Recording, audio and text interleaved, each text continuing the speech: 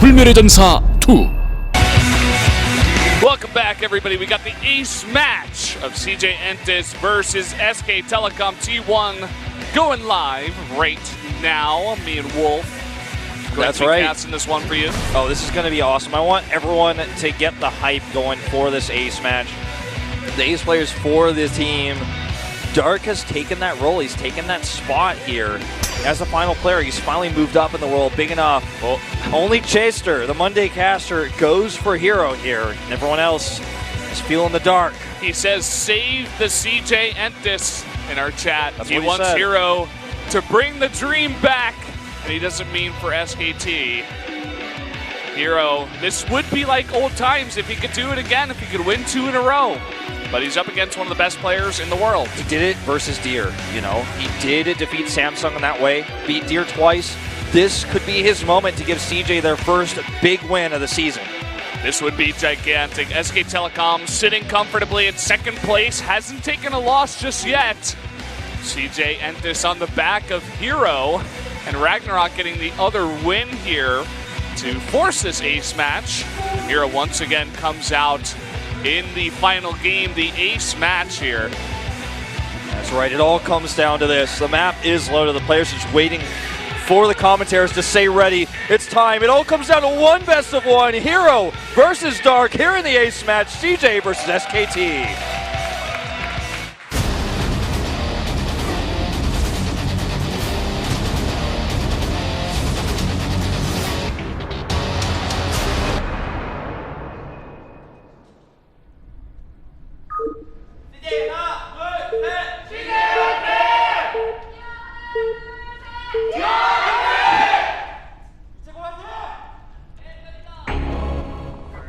Down in the bottom right, in the yellow, from CJ Entis, it is Hero. Looking very nervous. That's just the Hero sigh, man. His opponent, the big favorite here, it is Dark. So a lot more PvP and PvT at a Hero in recent times. Not a lot of PvZ games. And to be honest, I don't think he was hoping to face Dark here. He was hoping he was going to hit who I wanted to see Classic or Innovation, but you know, you called it. Dark, the most consistent player, I guess, in some ways here. The Star League champion who did win off the back of ZVP versus Stats. And I can see the silhouette of the Baneling Nest already. I can already see Overlord Speed on the way. Welcome to Champions Match in Lerilak Crest, SKT 4-0 or CJ 2-2. The answer is only one. Obviously, meaning SKT would hit 4-0 in round 2. That right, and that was our famous handwriting guy, but this time he wrote it in English. Whoa! Like I recognize that handwriting anywhere. Now we can recognize it finally, Wolf. We can be included. There goes the hatchery, nearly blocked by the probe. And Hero Scouts gas first in the pool, which is what Dark does almost every game. And now we're going to see if on the fly, just based on Hero's facial expressions, maybe I'm wrong here, but I have the impression that he did not expect to face Dark. He does not look happy about this. I wonder if how on the fly, how many games he's watched of Dark play. Because, I mean, well, he couldn't have prepared for Dark today, right? Like, he doesn't know they're going to go to the ace match. He doesn't know that. Like, he knows that if they do, like, he's going to come out, but I wonder how well he's going to play against these Banelings. Like, how well is he going to do versus Stats? Well, I mean, after seeing that finals, he must have watched the entire thing. Just being a Protoss player, right? Oh, it's a big finals in Korea.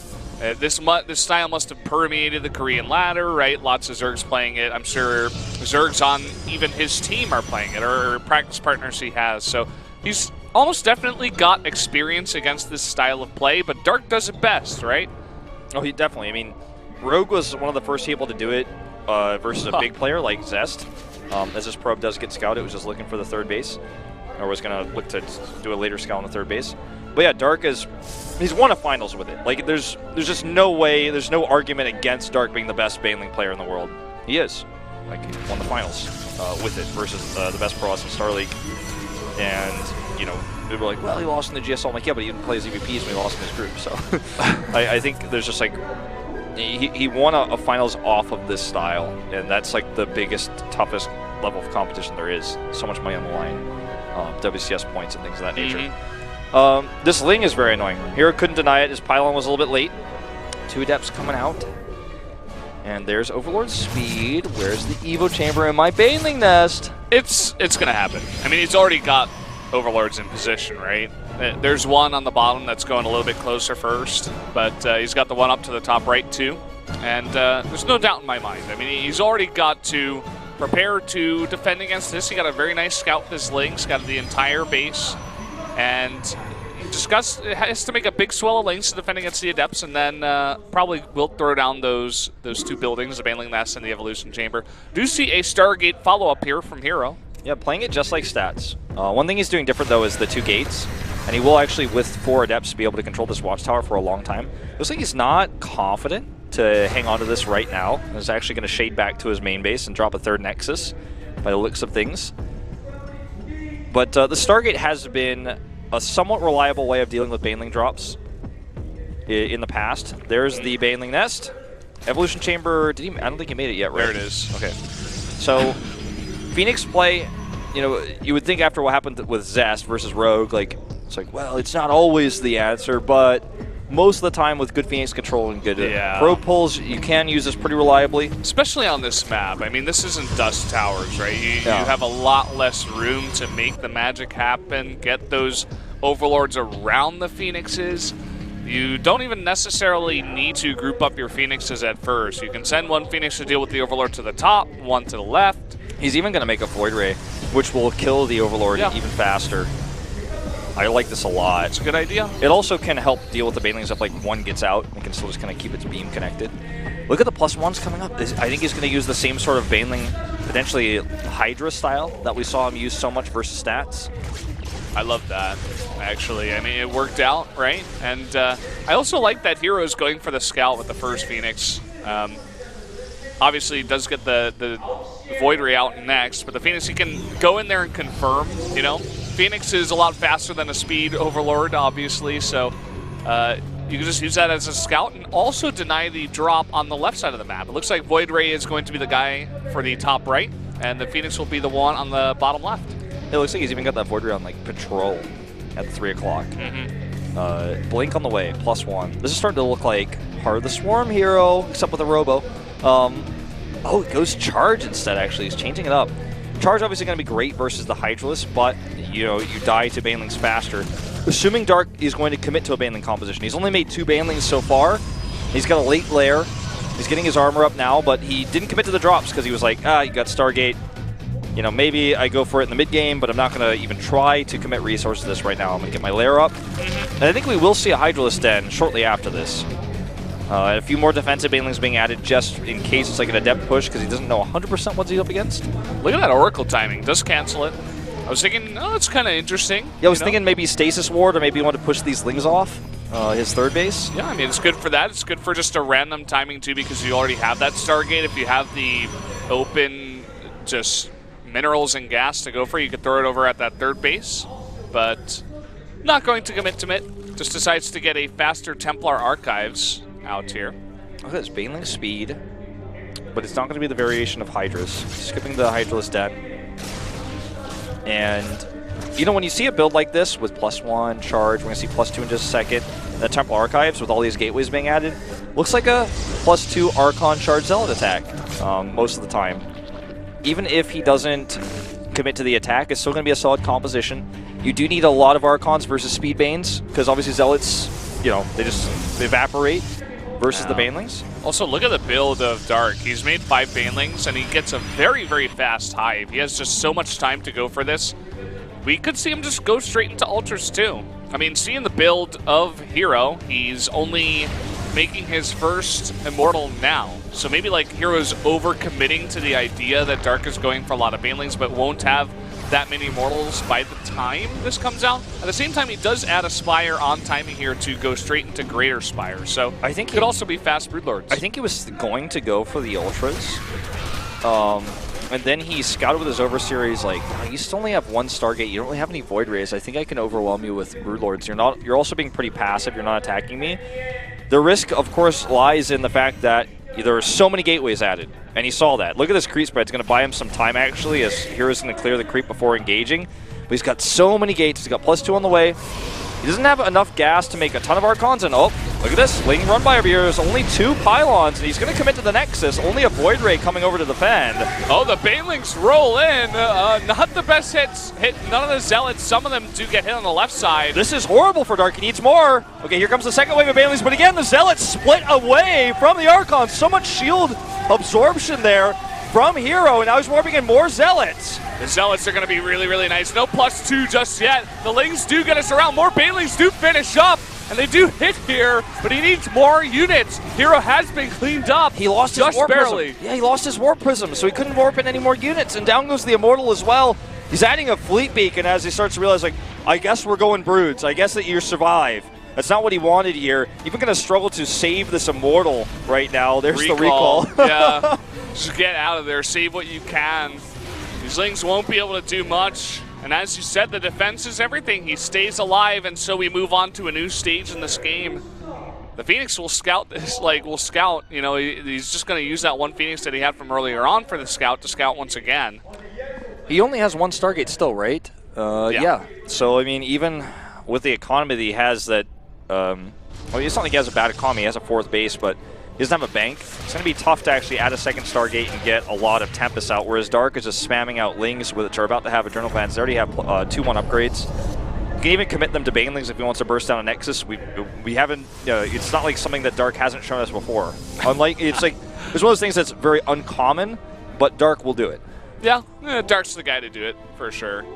I mean, there's some other crazy Zergs out there that may commit to it too, like maybe Leenox, something like that. You know what? He might go for a Doom Drop with Adrenal Glands Lings. Look at all those Overlords clustered to the bottom of the map. Looks like it. Then he can take that time to position his Broodlords in the middle of the map, take control of the Watchtower, continue to spread creep. There it is, 4. Overlord's going to be more for now. Oh, look at the... oh, never mind. I was going to say something clever, but I was wrong. I was going to say, I saw the Broodlord cocoons and the Overlord cocoons, and I was like, oh, there's a different icon for that on the production deck. Because I'm always trying to find ways to like find an official name for these Overlords and stuff, and like official icons, but no, it's just the Broodlords and the Overlords. Never mind. Oh, I feel stupid. It's all good. Especially after you told me 4, not 2. But those Droverlords are ready. Okay, 4 of them. That's 32 Cracklings coming in here. That's so interesting. I mean, Dark is really paving the way for a new style in this matchup. You know, the Zealots, you know, pretty mobile. It's a very mobile Protoss army for as far as Protoss armies go, but they're all the way out on the map. And 32 Cracklings with Adrenal Glands, as you said, that can do a massive amount of damage. And there's so many Banelings to defend against the mostly Zealot army over there, and he's got Broodlord to deal with the Archons. He's about to have 5 Broods. Even if he loses this 1 hatchery, I think these Lings are going to do more. And here come the Broodlords. He shows them now. Of course, Hero already knew that he was up against that. He recalls home. The cloak there looks like it will be enough to stave that off for now. It looks like he may drop it to the 3rd base. But there are 2 cannons here. He is going to warp in. It's going to be the cloak that really saves the probes and the Zealots here. The Oracle coming to try to spot for the Void Ray to do a little bit more. And Zealots come in. He is transitioning to the Tempest. He stabilizes here. He did a lot of damage to Dark. Can you check if that hatchery actually was killed before? Yeah. It did get killed, right? Yeah. So he kills the hatchery, recalls, saves his base at the same time. All in all, a lot of really good things happen there for Hero all at once.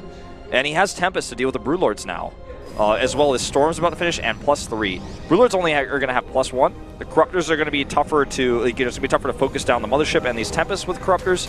And he's making a switch to Ultras because he's got the upgrades set up for that. And I think that is the smarter choice here for Dark.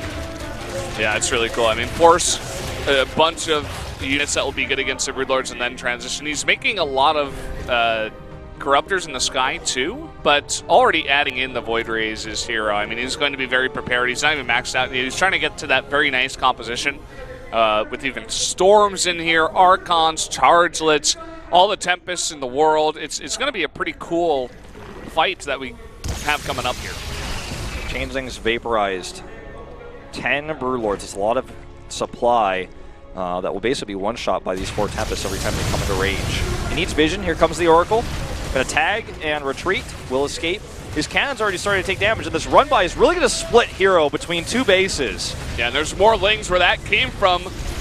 not committing to the defense just yet, and there are so many Lings all over this third base doing a ton of damage, but here Hero comes, no, he backs off, he hesitates, just going to shell a bit with those Tempests. He can't lose both bases here, and I feel he may, because he's hesitating. As you said, there's so many Overseers here. One does move back. He needs to make sure they stay alive for the detection. The Broodlords are doing so much of the ground army right now, and Hero's losing too much supply. Yeah, look at that. Mothership goes down. The Void Graves get cleaned up by the Queens and the Corruptors, and he's just got enough stuff. Loses the third base, loses the fight, and that should be it. Remaxing is Dark as Hero crumbles at the feet of this Zerg army. And just Dark, better control there, having enough Overseers. Hero, a bit indecisive there. Both bases dead, as our observer just showed us. And Hero giving the shake of the head of the, I know it's over.